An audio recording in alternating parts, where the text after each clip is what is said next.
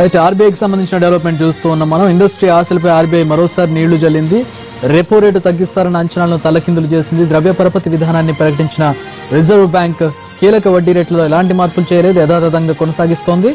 ప్రస్తుతం ఉన్న 6.25% రేటునే కొనసాగిస్తున్నట్లు ప్రకటించింది. వృద్ధి రేటును 7.1% తగ్గించింది. ఆర్బీఐ నిర్ణయంతో స్టాక్ మార్కెట్లు నష్టాల బాట పట్టాయి. కొద్దిసేపటి క్రితం వరకు లాభాల్లో సాగిన మార్కెట్లు నష్టాల బాట పట్టాయి. నిజానికి 25 బేసిక్ పాయింట్లు తగ్గిస్తారని ఇండస్ట్రీ వర్గాలు అంచనా వేశాయి. ఇటు నగదు లభ్యత తక్కువగా ఉందన్న వార్తలను ఆర్బీఐ ఖండించింది. సరిపడా నగదును సరఫరా చేస్తున్నట్లు ప్రకటించింది.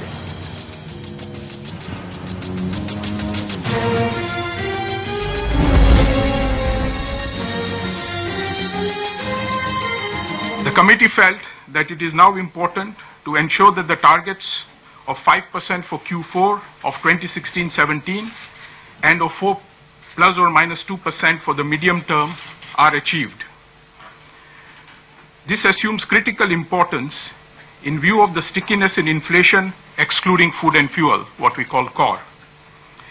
The recent rising profile of international crude prices and the continuing firmness in the prices of some salient food items.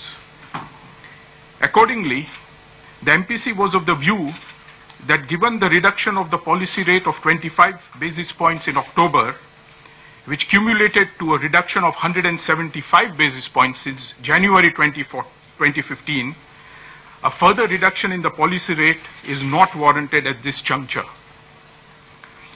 It may be recalled that an incremental CRR was applied on banks' increase in net demand and time liabilities between September 16 and November 11, as part of our liquidity management operations to manage the return of specified bank notes into the system.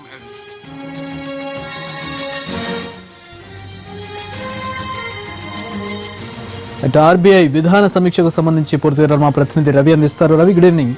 కీలక వడ్డీ రేట్లు తగ్గిస్తుందని పెట్టుకున్న ఆశలపై RBI నీళ్లు జల్లింది.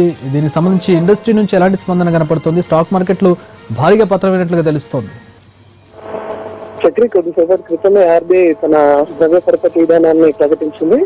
అయితే వడ్డీ రేట్లలో కీలకమైనటువంటి మార్పులు చేస్తుంది అని చెప్పేసి నోట్ల రద్దు తర్వాత నుంచి ఆశలు పెట్టుకున్నటువంటి ఇండస్ట్రీపై పూర్తి స్థాయిలో నీళ్లు చెల్లిందనే చెప్పుకోవచ్చు. ఎందుకంటే ప్రస్తుతం 6.25 గా కొనసాగుతున్నటువంటి రెపో రేటు కొద్ది శాతం అంటే దాదాపు 0.25 కానీ లేదా మరీ 0.50 వరకైనా తగ్గిస్తుందని చెప్పి కూడా ఇండస్ట్రీలు చాలా మటుకు ఆశలు పెట్టుకున్నాయి. కానీ వాటన్నిటిలో ఎలాంటి మార్పులు చేర్పులు చేయకుండానే యథాతథంగా ఉంచుతూ ఆర్బీఐ నిర్ణయం తీసుకుంది. ప్రస్తుతం ఉన్నటువంటి విధంగానే రెపో రేటు 6.25 గాను, రివర్స్ రెపో రేట్ 5.75 గానే కొనసాగించింది. అదేవిధంగా 4వ త్రైమాసికానికి వచ్చే రిటైల్ ద్రవ్యోల్బణాన్ని కూడా 5% అంచనా వేస్తున్నట్టుగా ప్రకటించింది. అయితే దీంతో పూర్తి స్థాయిలో వృద్ధి రేటుపై మాత్రం ఈసారి ప్రత్యేకంగా చర్యలు తీసుకుంటాం అన్నట్టుగా తెలుస్తుంది ఆర్బీఐ.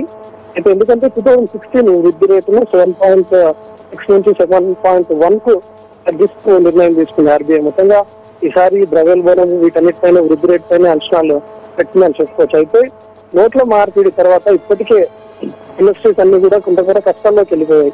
ఇలాంటి తరుణంలో కొంతమేర వడ్డీ రేట్లు తగ్గిస్తుంది, వడ్డీ రేట్లు తగ్గిస్తేనే కొంతమేర లాభాల బాట ఉంటాయని చెప్పేసి ఇండస్ట్రీస్ పూర్తి స్థాయిలో ఆశలు పెట్టుకున్నారు. కానీ ఎలాంటి మార్పులు చేయకుండానే ఆర్బీఐ తన విధానాన్ని ప్రకటించింది.